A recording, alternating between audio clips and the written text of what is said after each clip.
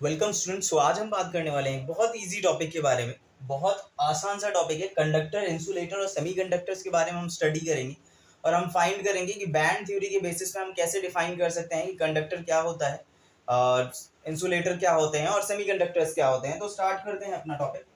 सबसे पहले हमें डिफाइन करना है बैंड थ्योरी के बेसिस पे कि कंडक्टर्स क्या होते हैं। सबसे पहले हमें क्या करना होगा, बैंड्स बनाने होंगे। तो दो बैंड होते हैं हमारे पास, हमें पता है कौन कौन सा। एक होता है हमारे पास वैलेंस बैंड, दूसरा होता है एक हमारे पास होता है वैलेंस बैंड, दूसरा होता है हमारे पास कंडक्शन बैंड। तो हमें बैंड थ्योरी के बेसिस पे डिफाइन करना है कि कंडक्टर क्या है, इंसुलेटर्स क्या है। तो हम क्या जानते हैं, हम जानते हैं इन जनरल यहाँ पे हमारे पास कुछ इलेक्ट्रॉन्स होते हैं, प्रेजेंट होते हैं, ठीक है। और ये इलेक्ट्रॉन्स कुछ टेम्परेचर जब हम रेस करते हैं तो टेम्परेचर रेस करने के बाद ये इलेक्ट्रॉन कुछ एनर्जी लेके ये एनर्जी गैप पार करके ऊपर चले जाते हैं कंडक्शन बैंड में। तो इस थ्योरी के बेसिस पे हमें एक्सप्लेन करना है कि कंडक्टर क्या होता है, इंसुलेटर क्या होता है और सेमीकंडक्टर्स क्या होते हैं। तो हम इसको एक्सप्लेन करना स्टार्ट करते हैं। सबसे पहले अगर मैं बैंड थ्योरी के बेसिस पे कंडक्टर्स के लिए बैंड बनाऊं तो कंडक्टर्स के लिए जो बैंड होता है वो कुछ इस तरह होता है।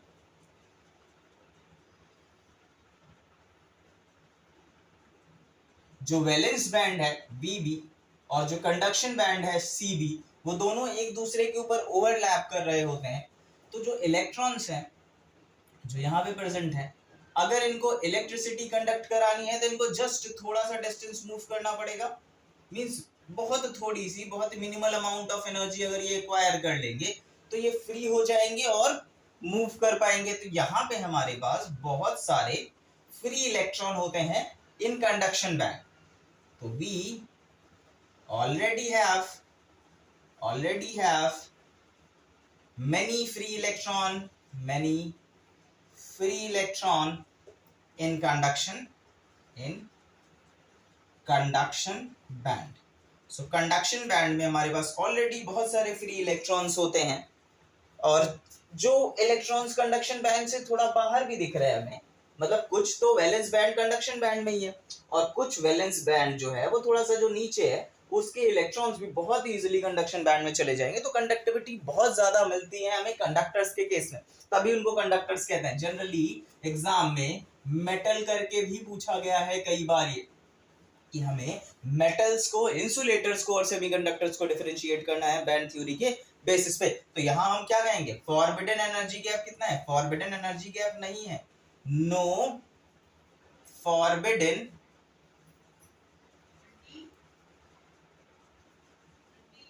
Energy gap.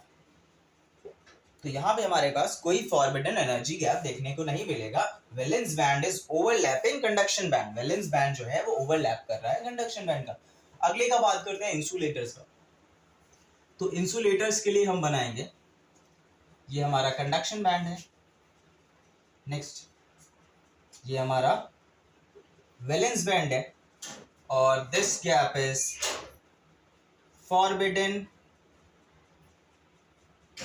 Energy gap, this gap is forbidden energy gap. In case of insulators, this forbidden energy gap is very large, as you can see from here कि जो forbidden energy gap है वो बहुत ज्यादा होता है insulators के case में। So here we have electrons and protons both.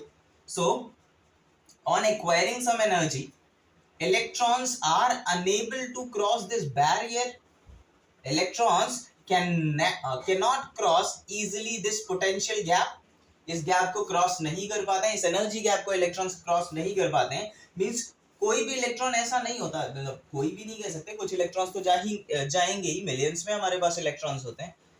Almost जो ज्यादातर इलेक्ट्रॉन्स हैं वो क्रॉस नहीं कर पाएंगे, बहुत ही मिनिमल इलेक्ट्रॉन के चांसेस होंगे कि यहाँ पे हो सकता है मिलियंस में 1 2 4 ऐसे इलेक्ट्रॉन्स क्रॉस करें।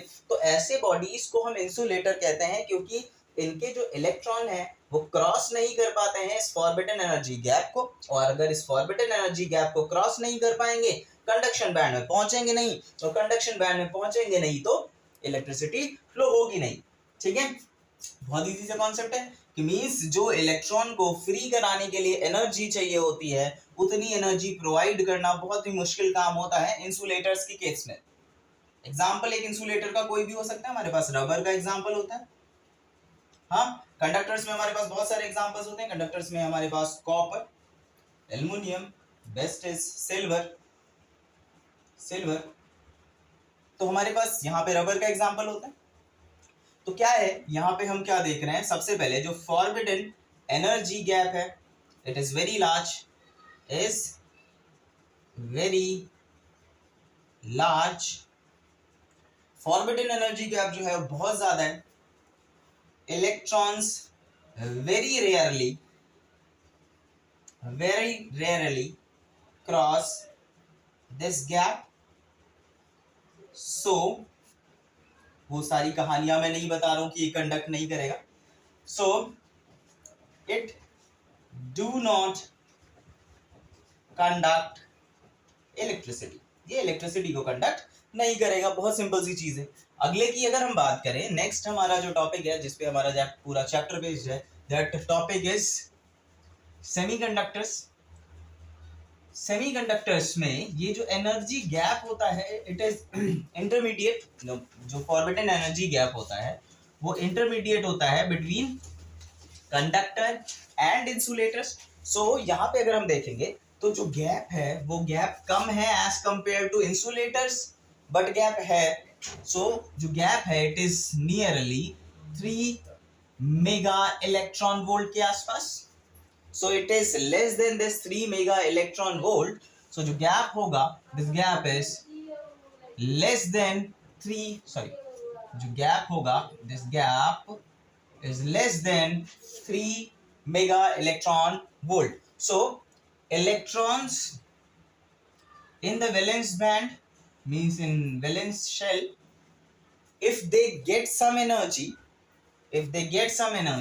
then there is a lot chance they could cross this forbidden energy gap and can go to those conduction band. So valence band के जो electrons हैं वो इतना ज़्यादा energy gap नहीं है, तो उतना ज़्यादा energy उनको नहीं चाहिए, तो वो कुछ energy acquire करके वो पार कर जाएंगे इस forbidden energy gap को और कहाँ पहुँच जाएंगे, conduction band में पहुँच जाएंगे। बहुत easy सी theory है ये। तो यहाँ पे एट हमें पता है, ये मैं पहले भी बता चुका हूं, 0 kelvin we see no conduction means हमें क्या पता है कि 0 केल्विन पे the semiconductor will behave like a insulator. Second we can say after increasing some temperature, conductivity also increases.